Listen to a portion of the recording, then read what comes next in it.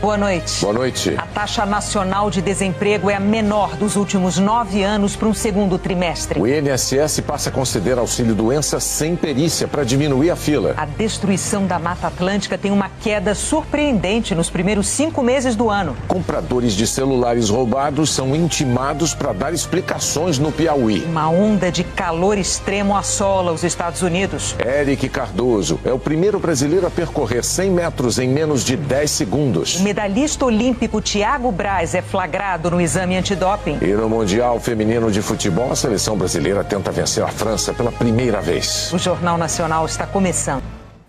A taxa de desemprego no Brasil caiu para 8% no segundo trimestre.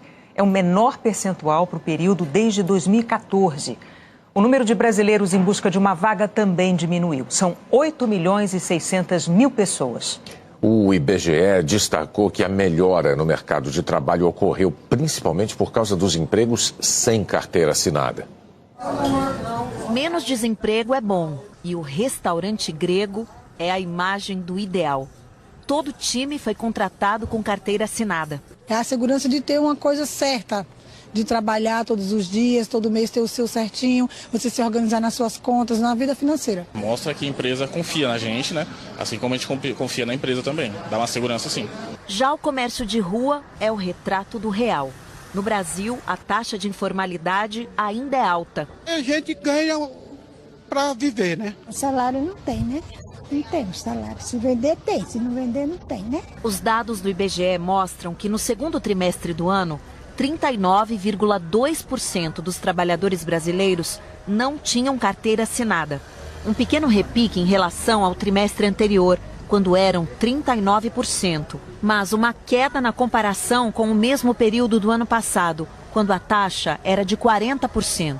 O que ocorre agora nesse trimestre é que a gente teve uma estabilidade do emprego com carteira, ou seja, se antes a gente observava um fomento maior da ocupação via carteira de trabalho, isso passa a operar na estabilidade. Essa população empregada com carteira no setor privado, ela não cresce e sim passa a expandir um pouco mais a população empregada sem a carteira no setor privado. O crescimento de vagas com carteira assinada gera condições para uma sociedade menos desigual, porque no final das contas é o emprego formal que gera mais renda para o trabalhador.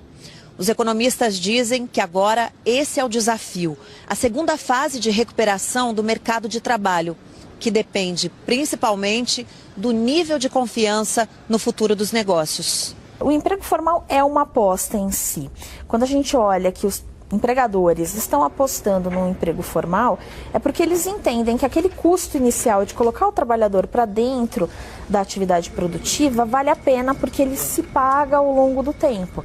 Isso significa que eles estão enxergando que eles vão ter a tal da demanda ao longo do tempo. Eles vão continuar vendendo, eles vão continuar produzindo e isso vai perdurar por um espaço de tempo um pouco maior. A gente sabe que o emprego formal é mais custoso, né? Ele tem custos para demitir depois, então as empresas esperam um segundo momento para ter certeza que vai ter demanda e aí elas conseguem expandir a oferta de vagas. É um ciclo virtuoso que se inicia principalmente quando ele se deve à melhoria das condições econômicas.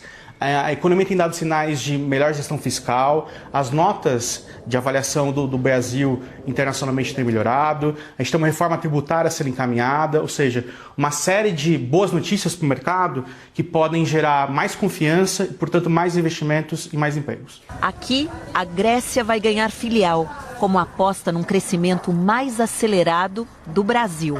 Está um pouco mais devagar do que a gente sempre espera, né? Mas está acontecendo. A gente confia na economia, tem confiança no nosso negócio. No primeiro semestre, as contas da União, dos estados, dos municípios e das estatais registraram um rombo de 20 bilhões e 400 milhões de reais. O déficit está relacionado principalmente ao crescimento de gastos autorizado pela PEC da transição, aprovada pelo Congresso em dezembro. No mesmo período do ano passado, houve um superávit de quase 130 bilhões de reais nas contas públicas. Os Ministérios da Fazenda e do Planejamento anunciaram hoje as pastas atingidas pelo corte de R$1,5 bilhão de reais no orçamento. O Ministério da Saúde teve um bloqueio de 452 milhões de reais. A Educação, 332 milhões de reais. A medida é para o cumprimento do teto de gastos que ainda está em vigor. O governo criou um programa para tentar reduzir uma fila que cresceu muito nos últimos 6 meses. 1.800.000 brasileiros estão à espera de benefícios previdenciários. Desse total, quase 600 mil aguardam pela perícia para o auxílio-doença. É para tentar diminuir essa fila que o governo federal passou a permitir que o trabalhador afastado por doença receba o benefício por incapacidade temporária por até 6 meses, sem precisar passar por perícia médica presencial. Para entrar com o pedido, a pessoa tem que ter um relatório médico ou odontológico sem rasuras, com o nome do trabalhador, data do documento emitido nos últimos 90 dias, a doença detalhada ou a classificação internacional de doenças, data de início do afastamento, prazo, assinatura do profissional, nome e registro no Conselho de Classe, no Ministério da Saúde ou carimbo. O médico também tem que prestar atenção para que ele possa emitir um relatório de forma legível, com todas as informações, para que o segurado não faça um protocolo com o documento errado ou incompleto. Porque se o documento, por exemplo, tiver todas as informações, mas não tiver data, não vale. O trabalhador pode mandar os documentos pelo site ou aplicativo Meu INSS ou pela central 135, onde vai agendar para levar o documento à agência da Previdência. Quem já marcou a perícia, mas vai demorar para fazer o exame, também pode enviar a documentação para tentar o benefício antes do previsto. O ministro da Previdência diz que esse início será de adaptação. Essa fila de 1.800.000 que estão aguardando algum resultado não foi criada em um dia. E nós não vamos resolver isso lá de dentro. Nossa intenção é de 30 a 60 dias estar com isso completamente formalizado dentro do INSS. O governo vai pagar um bônus para os servidores do INSS que toparem trabalhar fora do horário de expediente para analisar os pedidos. No começo de julho, o JN mostrou que a Sabrina está nessa fila. Há 1 ano e meio, ela parou de trabalhar por causa de transtorno de ansiedade e síndrome do pânico. Ela ainda está em tratamento, mas no primeiro exame do INSS já foi liberada para voltar ao trabalho. A Sabrina ainda está esperando por uma resposta, uma data para passar por uma nova perícia. Sem condições de trabalhar, ela acumula contas atrasadas e enfrenta dificuldades para comprar os remédios que precisa tomar todos os dias. Até quando meus irmãos, meu pai vai conseguir me ajudar, me manter, porque cada dia que passa está ficando mais difícil conseguir manter tudo isso. Eu penso que se eu parar o tratamento, eu vou ter que voltar tudo isso de novo. E é uma coisa que eu não quero voltar e eu não desejo para ninguém isso. O ministro do STF, Alexandre de Moraes, suspendeu todos os processos sobre a revisão da vida toda das aposentadorias até que o Supremo julgue o caso. Em dezembro do ano passado, o Supremo permitiu o recálculo das aposentadorias, incluindo salários anteriores a 1994, mas o INSS recorreu. Com a decisão de hoje, todos os processos nas instâncias inferiores ficam parados até o julgamento desse recurso em agosto. E em agosto, as contas de luz vão continuar sem cobrança adicional. Bandeira verde. A Agência Nacional de Energia Elétrica informou hoje que os reservatórios das hidrelétricas estão cheios e não há necessidade de acionar as termoelétricas. Vamos saber como fica o tempo amanhã em todo o país? Oi, Eliana. Boa noite. Oi, Renata. Boa noite para você, para o Bonner e boa noite para você também. No inverno é quando chove menos no Brasil. E amanhã a chuva deve se concentrar nessas áreas do norte do Maranhão e do Sudeste. Aqui, por causa de uma frente fria. Ela pode provocar muita chuva no sul fluminense e no litoral norte paulista, onde ficam Paraty e São Sebastião. Os acumulados podem chegar aos 30, aos 40 milímetros. No Rio de Janeiro e em Juiz de Fora, na zona da Mata Mineira, possibilidade de fortes pancadas de chuva. E esfria. No Rio, os termômetros não devem passar dos 23 graus. Fica mais gelado na região sul. O motivo é o ar frio dessa alta pressão. Tem previsão de geada do Rio Grande do Sul a Santa Catarina, com mínimas de 0 e 3 graus. O Instituto Nacional de Meteorologia diz que há risco maior para as plantações nos pontos em laranja.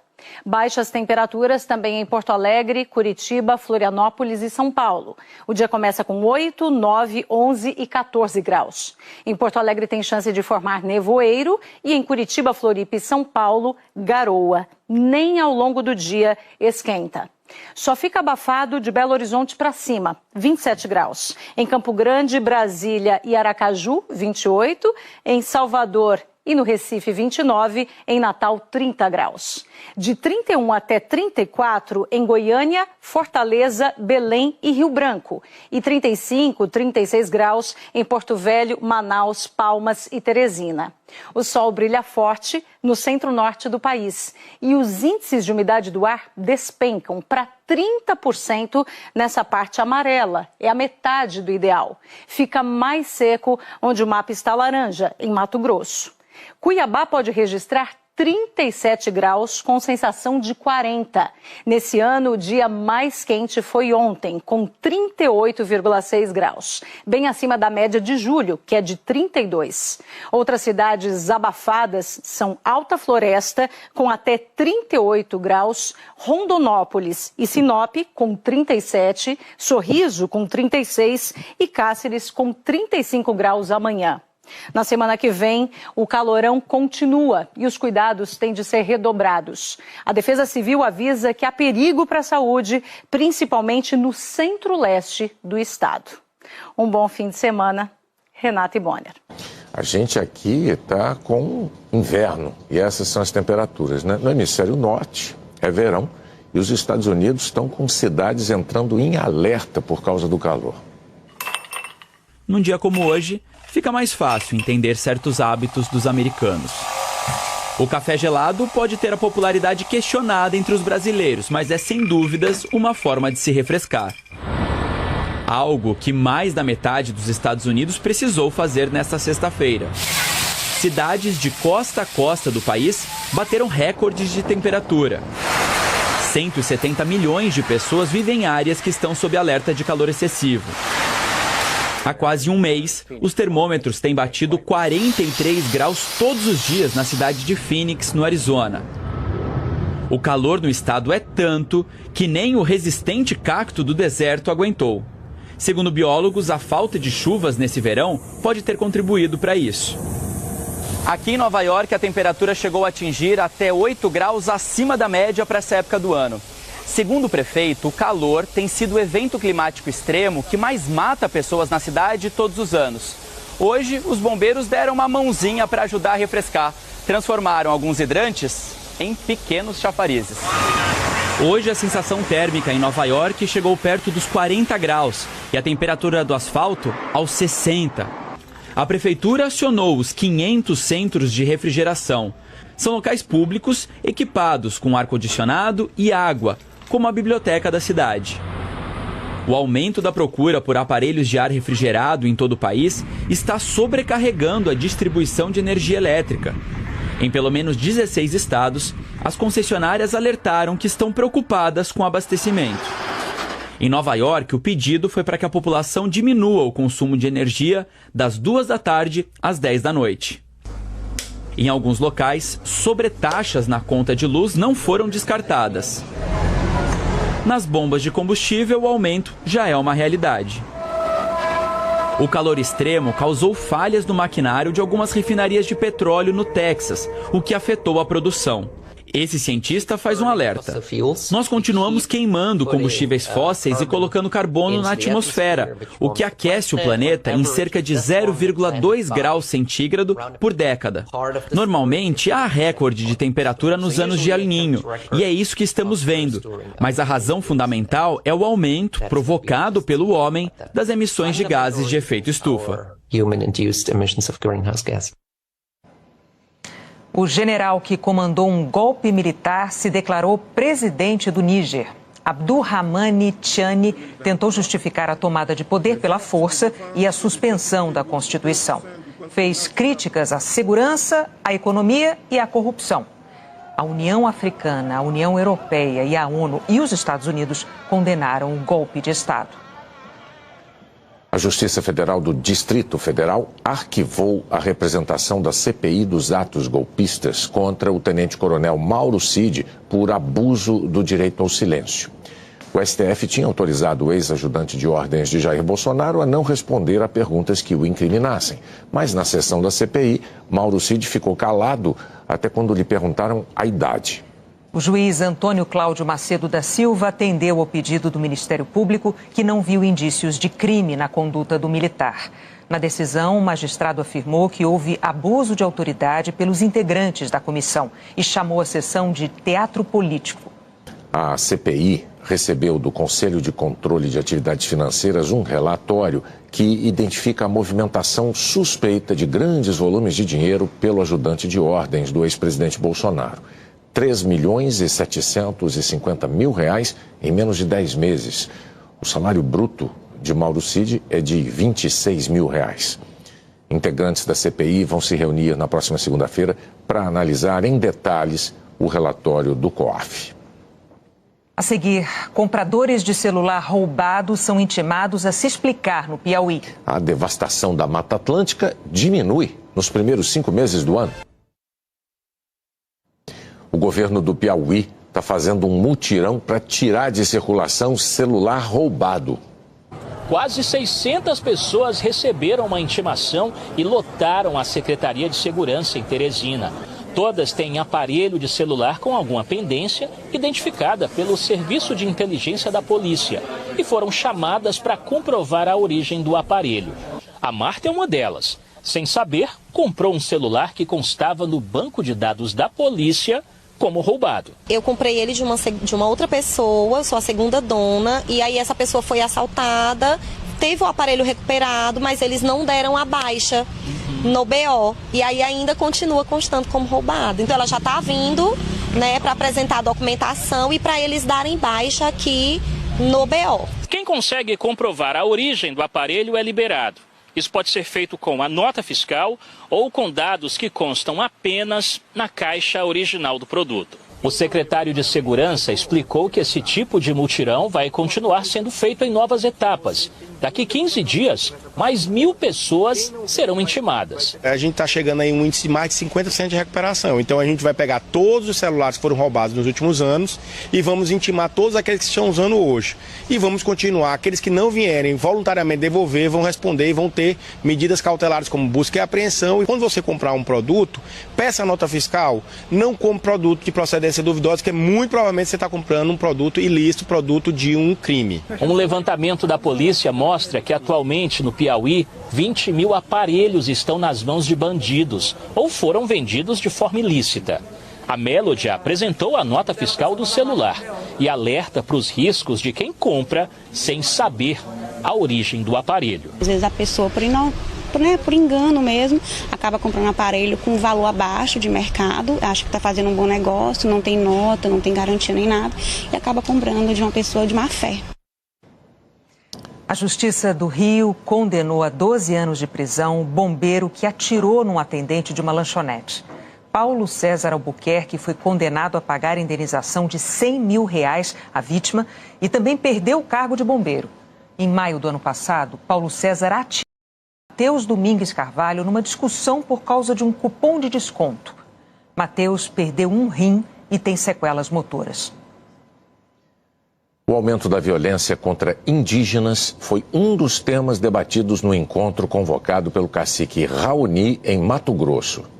O cacique Yanomami conta que não foram só desnutrição e malária que mataram parentes dele. Só este ano, 5 foram assassinados. Continua matando, aí eles não falam nada. Números apresentados esta semana pelo Conselho Indigenista Missionário apontam que os assassinatos de indígenas vêm subindo desde 2014, quando o CIMI passou a contabilizar os dados públicos. De 2015 a 2018, a média foi de 125 assassinatos por ano. Já de 2019 a 2022, foi de 199 mortes. O pico foi 216 em 2020. A violência, segundo os indígenas, é uma das consequências da pressão sobre os territórios. Eles denunciam invasões, exploração de minério e desmatamento ilegais. Os povos indígenas, então, eles tentam conter esse avanço e nessa contenção, não é, ao conflito. Né? E, além do conflito, então, as consequências são ameaças, espancamentos. As ameaças aos povos originários foi um dos pontos discutidos no evento O Chamado do Cacique Raoni, com cerca de 800 indígenas no Alto Xingu, em Mato Grosso. Um relatório assinado por representantes de 54 povos será encaminhado ao presidente Lula. Nós temos trabalhado em parceria com o Ministério da Justiça para o combate a essa violência. Né? Temos já o uso da Força Nacional de Segurança Pública em mais de 12 territórios indígenas que sofrem as consequências de toda essa violência dos últimos anos. Numa carta de Charles III, entregue pela vice-embaixadora do Reino Unido no Brasil, o rei afirmou que a voz de Raoni tem sido fundamental na preservação da Amazônia e no apoio aos povos indígenas. Ao fim do encontro, o cacique disse que precisa da união de todos os povos e do apoio das novas gerações. Nos 5 primeiros meses do ano, o desmatamento no bioma que costuma ser o mais ameaçado do Brasil diminuiu. A Mata Atlântica está presente em 17 estados e ocupa 15% do território nacional. É um dos biomas que mais sofrem com a ação humana e que agora teve um certo alívio. Nos 5 primeiros meses deste ano, houve queda de 42% na área desmatada em todo o país em relação ao mesmo período de 2022, de acordo com o MAP Biomas. A Mata Atlântica perde espaço para cidades, para a agropecuária, para a exploração mineral. Mas o perfil do desmatamento vem mudando. Antes, os alertas de monitoramento se concentravam em grandes áreas. Agora, a preocupação maior é com a destruição em propriedades menores. Ambientalistas afirmam que as fiscalizações mais rígidas ajudaram na redução dos grandes desmatamentos. Minas Gerais é um dos estados que puxaram a queda. Paraná, Santa Catarina e Bahia também se destacaram. Por outro lado, Rio Grande do Norte, São Paulo, Sergipe e Alagoas registraram aumento. São Sebastião, no litoral paulista, teve a maior área devastada no estado de São Paulo. Em fevereiro, a região foi atingida por um grande volume de chuva que provocou o deslizamento de áreas de floresta. 64 pessoas morreram. De acordo com o SOS Mata Atlântica, do bioma original, só restaram 24%. O diretor executivo da ONG diz que é preciso investir em ações de recuperação. A Mata Atlântica é o bioma onde vive a maior parte da população brasileira e a gente depende dela para ter água na nossa torneira, para ter energia elétrica, para a produção de alimentos, para evitar tragédias e por isso é o bioma que a gente precisa alcançar o desmatamento zero primeiro, beneficiando toda a população do nosso país. O Ministério do Meio Ambiente declarou que está montando uma força-tarefa para reduzir ainda mais o desmatamento. O que nós estamos fazendo é uma ampliação significativa da fiscalização. Nós aumentamos em 53% as autuações no bioma da Mata Atlântica e aumentamos as multas em 165%.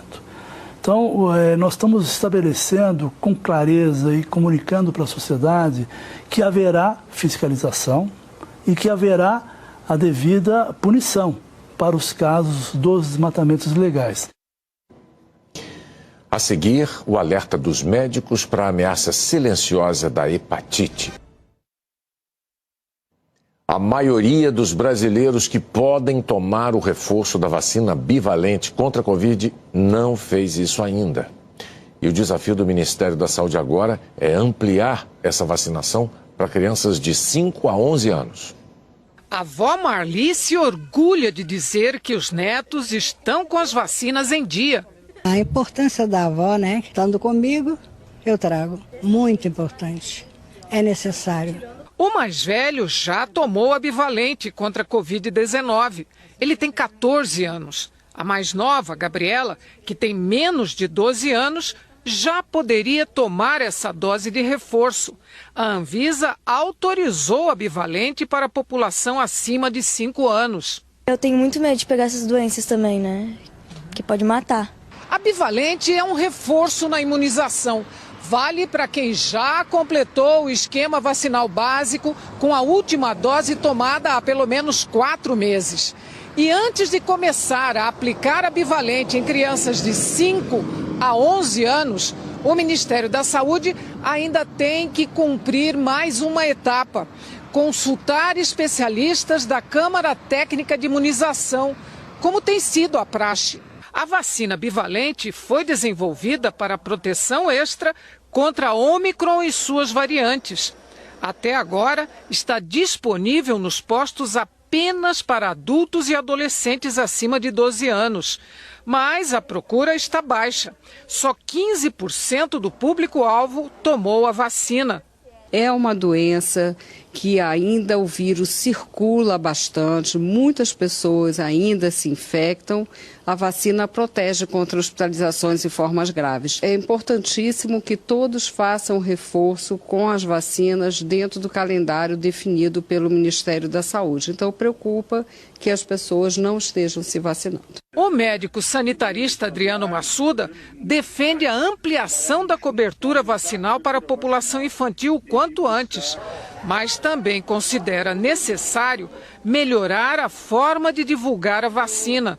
É fundamental inovar, né? Inovar na forma de comunicação, na forma de disponibilização dessas vacinas. Vacina pode ser ofertada na escola, em locais onde a população de grandes fluxos populacionais, terminais de ônibus, shopping centers, enfim. Então, é preciso inovar na comunicação, mas também na estratégia de facilitar o acesso da vacina para o maior número de pessoas possível. Tem vacina para isso, eu acho importante tomar sim. Eu gosto de tomar vacina e é uma sensação muito boa, assim. Você fica curado e é isso. E olha só, um mutirão tomou estações de metrô de São Paulo para testes de diagnóstico de hepatite. Uma picadinha no dedo, 15 minutos de espera e o resultado apareceu. Deu negativo, graças a Deus. Tem gente que trabalha diarista, não tem tempo. Aí, quando tem assim, a gente tem que aproveitar, né? Se desse positivo, a Cícera seria encaminhada para uma unidade de saúde. Os agentes passaram a tarde em 12 estações do metrô de São Paulo para fazer um mutirão de testes de hepatite B e C. Eles esperam testar 200 mil pessoas até metade de agosto. O time de testagem veio até as pessoas porque, segundo os especialistas, muita gente só descobre a doença tarde porque não faz esse exame. O Ministério da Saúde estima que mais de 1 milhão de pessoas tenham hepatite B ou C, mas elas não sabem disso. Os médicos dizem que a hepatite é uma doença silenciosa, que pode evoluir para uma cirrose ou câncer. Na maioria dos casos, quem está contaminado não sente nada. Podem ser sintomas inespecíficos, como uma virose, por exemplo, uma febre, um mal-estar, náusea, ou mais classicamente, que a gente está habituado, ficar com a coloração da pele amarelada. Mas isso se confunde com uma gama de outras doenças, então é muito importante a pessoa fazer preventivamente o teste, isso pode salvar uma vida. O aumento na testagem é uma das ações para o Brasil conseguir cumprir a meta firmada com a Organização Mundial da Saúde, de eliminar a doença até 2030. O teste rápido de hepatite dos tipos B e C está disponível de graça no sistema público de saúde. A Isabel conseguiu se curar da hepatite C em 2018, só que por conviver mais de 15 anos com a doença, ficou com sequelas no fígado, que a colocaram na fila do transplante. Ela diz que o tratamento evoluiu muito, mas que a prevenção e a testagem frequente são os melhores caminhos. É como um caninho furado que vai fazendo uma pequena infiltração. Pega naquele momento, porque se você não cuidar daquele momento, vai infiltrando, pode derrubar uma casa. Esse minúsculo, invisível inimigo, ele faz um leque de problemas no seu organismo. Faça a prevenção. Hoje tem Globo Repórter, mas diz você, Renata. Obrigada. O Globo Repórter de hoje investiga o poder da gentileza. A seguir, Copa do Mundo Feminina de Futebol. Eric Cardoso é o primeiro brasileiro a completar os 100 metros rasos em menos de 10 segundos. A unidade de integridade do atletismo suspendeu provisoriamente por doping o brasileiro Thiago Braz, campeão olímpico do salto com vara em 2016. Thiago Braz saltou pela última vez no dia 16 de julho, em uma etapa da Liga Diamante de Atletismo, na Polônia. Terminou em 6º lugar, com desempenho bem distante das melhores marcas da carreira. Nesta sexta-feira, a Unidade de Integridade do Atletismo, entidade independente que comanda todas as ações antidoping da modalidade, anunciou que o brasileiro testou positivo para um medicamento proibido e está provisoriamente suspenso do esporte. A entidade não informou quando o Thiago fez o exame, que apresentou o resultado adverso. Apenas que a amostra coletada do atleta apontou a presença da substância ostarina. Ela influencia diretamente os receptores hormonais e tem função anabolizante, aumentando a força e a potência dos músculos. A punição pode chegar a 4 anos de afastamento do esporte. O brasileiro ainda não se pronunciou. Thiago Braz tem 29 anos e é uma referência do esporte nacional. Foi campeão do salto com vara nos Jogos do Rio, em 2016, quebrando o recorde olímpico ao ultrapassar 6 metros e 3 centímetros. Na edição seguinte, em Tóquio 2021, voltou ao pódio, dessa vez com um salto de 5 metros e 87 centímetros, que valeu o bronze. Depois disso, Thiago conviveu com lesões, se recuperou e chegou a competir bem no Mundial do ano passado, quando terminou em 4º lugar no salto com vara. Mas nessa temporada de 2023, ele não estava bem. Em 7 torneios disputados, conseguiu como melhor marca 5 metros e 71 centímetros, resultado que não o credenciava a disputar medalhas em eventos internacionais. Não é fácil encontrar a substância que apareceu no teste de Thiago, porque a ostarina é proibida em vários países. Aqui no Brasil, é possível o paciente ter acesso à ostarina somente com prescrição médica e ainda assim só através de farmácias de manipulação. Não é possível encontrar essa medicação em drogarias. Mesmo assim, a Agência Mundial Antidoping percebeu um aumento de casos envolvendo a substância a partir de 2015. No Brasil, por exemplo, a jogadora de vôlei Tandara, presença constante na seleção brasileira, foi flagrada com ostarina em 2021 e suspensa por 4 anos. A Confederação Brasileira de Atletismo não se manifestou sobre Thiago Braz. Já o Comitê Olímpico do Brasil disse que os esportistas recebem informações regulares sobre substâncias proibidas no esporte. Temos uma área específica de prevenção e educação do doping para que a gente possa dar segurança aos atletas, ofertando cursos em termos de suplementação, em termos de medicamentos, enfim, toda a orientação o COB busca com seus atletas, quando em missão ou mesmo quando estão e são solicitados pelas confederações. O velocista Eric Cardoso é o primeiro brasileiro a correr os 100 metros rasos abaixo de 10 segundos. Ele obteve esse tempo na final da prova no Campeonato Sul-Americano de Atletismo, 9 segundos e 97 centésimos. O Eric só não venceu a prova porque a Zinga Isamadi do Suriname quebrou o recorde sul-americano com 9,89. O Paulo André Camilo terminou a prova em 4º lugar com o tempo de 10 segundos e 3 centésimos. A melhor marca brasileira era de 1988, quando o Robson Caetano correu a distância em exatos 10 segundos. A Inglaterra venceu a Dinamarca e ficou perto de se classificar para as 8º de final da Copa do Mundo Feminina de Futebol. Lauren James, de fora da área, marcou o gol do jogo. Inglaterra 1, Dinamarca 0. O mesmo placar de China e Haiti. Wang Shuang marcou o gol que deu a vitória para as chinesas, 1-0. A África do Sul saiu na frente da Argentina. Motlalo fez o primeiro e Gatlana aumentou a vantagem. As adversárias reagiram com Brown e Romina Nunes. Final, Argentina 2, África do Sul também 2. Amanhã, a seleção brasileira vai tentar quebrar uma sequência de vitórias da França em confrontos diretos. Toda a concentração da jogadora mais importante da seleção francesa. Wendy Renard, a capitã de 33 anos, está em sua 4ª Copa. Mas ela quase não chegou até aqui. Há 5 meses, depois de alguns desentendimentos com a então treinadora Corinne Diacre, Renard anunciou que não jogaria mais na seleção, alegando problemas pessoais. Isso fez com que outras atletas também escolhessem não servir mais à equipe francesa. A federação, então, demitiu Corinne Diacre. E em abril, Hervé Renard assumiu o time. O técnico que no ano passado, na Copa Masculina do Catar, estava à frente da seleção da Arábia Saudita. Os árabes foram os únicos a derrotar a Argentina, que depois acabou conquistando o título. Renard nunca tinha comandado uma equipe feminina. Ele assumiu que tem pouca experiência, mas que acompanha a evolução do futebol feminino. O maior desafio nesses 3 meses de trabalho do técnico Hervé Renard vai ser aqui no estádio de Brisbane. Depois do empate com a Jamaica na estreia da Copa do Mundo, a seleção francesa chega sob pressão para o confronto de amanhã contra o Brasil. O treinador acredita que algumas jogadoras ainda precisam se soltar. Precisam estar mais bem preparadas para uma competição internacional. Mas acha que as mais experientes vão ajudar essas outras atletas nessa partida contra o Brasil, que será um teste de alto nível. Para esse jogo, Wendy Renard ainda é dúvida.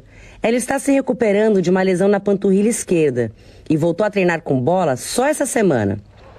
A zagueira estava em todas as 6 vitórias da França sobre o Brasil na história dos confrontos, incluindo as oitavas de final da última Copa, em 2019.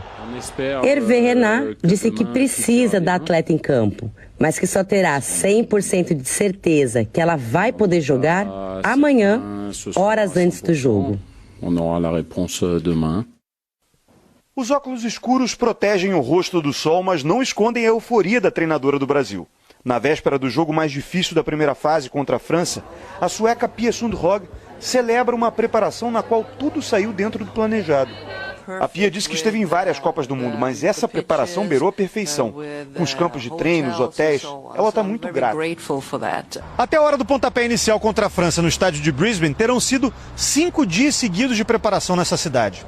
A comissão técnica da seleção brasileira acredita no impacto positivo dessa ambientação para o time. Tanto que escolheu passar alguns dias aqui antes mesmo de a Copa começar. Qualquer vantagem contra as francesas é bem-vinda. Quais são os principais objetivos de cada um? Para a gente, o clima era uma coisa muito importante para a gente e tentar reduzir o número de viagens. Nessa manhã, a comissão técnica passou as últimas orientações para as jogadoras. Os cuidados defensivos serão prioridade contra a França.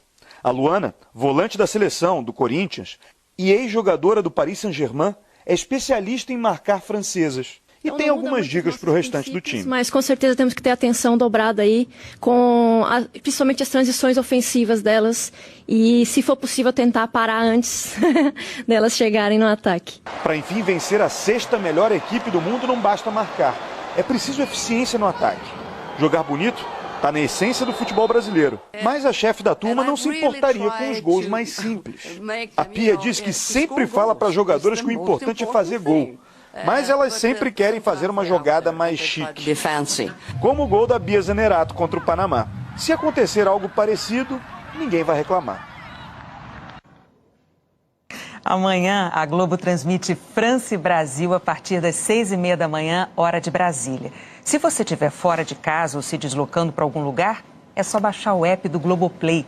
Ele tem toda a programação da Globo ao vivo e de graça. Hoje, depois da sessão Globoplay, tem o Jornal da Globo. Boa noite. Boa noite, bom fim de semana. Fala galera, beleza? Aqui quem fala é o Diego, canal Diego Esportes. E tô chegando para te avisar que hoje tem Sport CRB pela 20ª rodada do Campeonato Brasileiro da Série B. E no vídeo de hoje você vai ficar informado e vai saber tudo sobre esse confronto. As principais e últimas informações da equipe do Sport e também as últimas notícias da equipe do CRB. O Sport, que vem de vitória na última rodada e atualmente é o 4º colocado, joga hoje em casa e vem em busca de 3 pontos porque vencendo, dorme na liderança do Brasileirão da Série B. Já o CRB, que também vem de vitória, busca engatar uma sequência positiva para encostar no G6.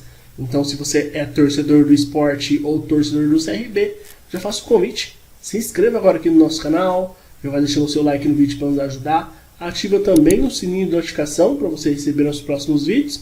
E comenta embaixo seu palpite, porque Sport e CRB se enfrentam pela 20ª rodada do Brasileirão da Série B nessa sexta-feira, às 9h30 da noite, no horário de Brasília, no gramado da Ilha do Retiro. O Sport, atualmente na 4ª posição do Brasileirão da Série B, a equipe de Recife tem 35 pontos em 19 rodadas. Na última rodada, o Leão da Ilha venceu o Sampaio Corrêa, atuando fora de casa, no estádio do Castelão, em São Luís. Com essa vitória, o Sport recuperou a sua posição dentro do G4. Por outro lado, o CRB está na 12ª posição no Campeonato Brasileiro da Série B. A equipe de Maceió tem 24 pontos em 18 rodadas disputadas. Na última rodada, o Galo venceu a Ponte Preta, atuando dentro de casa no estádio Rei Pelé, em Maceió. Pelo lado aí do Sport, essa foi a melhor metade inicial da Série B do clube, na era dos pontos corridos. Os 35 pontos conquistados ao fim dos 19 jogos superou os 31 da temporada 13 e 19. Até então as melhores marcas do rubro-negro. Nos 2 anos em questão, o time conquistou acesso à Série A. De quebra, Wagner Love reencontrou o caminho das redes, foi decisivo e atravessou a metade do campeonato na artilharia com seus 10 gols.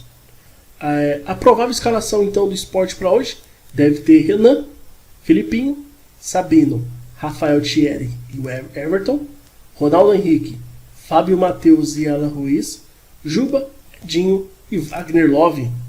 Já pelo lado do CRB, o zagueiro Simon é dúvida para o jogo.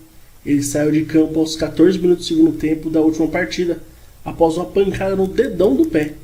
Caso o técnico Daniel Paulista não possa contar com Simon, a vaga deve ser ocupada por Anderson Conceição. O experiente zagueiro era titular, mas começou o último jogo no banco de reservas.